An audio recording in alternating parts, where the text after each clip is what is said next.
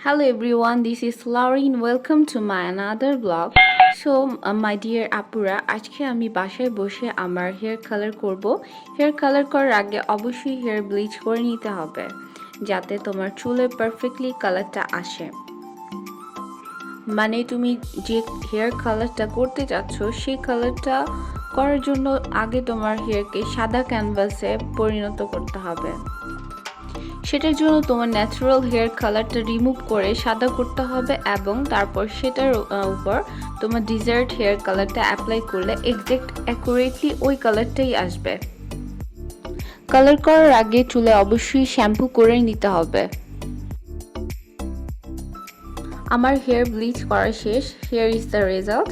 এখন আমি Streax professional hold and play funky hair and crazy violet hair কালারটা আমার হেয়ারে অ্যাপ্লাই করব।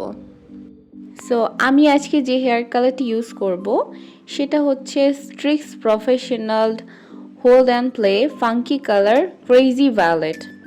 এখানে আছে হচ্ছে 100 গ্রাম হেয়ার কালার। সো তোমাদের আমি দেখাচ্ছি হেয়ার কালারটা। So this is the hair colour. So তোমরা চাইলে এটা ট্রাই করতে পারো। এটা তোমার হেয়ারে 2 থেকে 3 মাস পর্যন্ত স্টে করবে। সো এটা খুবই ভালো।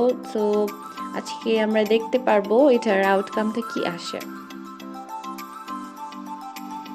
এই হেয়ার কালারটার প্রাইস হচ্ছে 6 থেকে 700 এর মধ্যে তোমরা পেয়ে যাবা।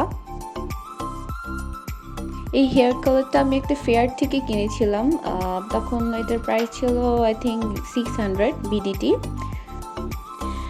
So hair color done.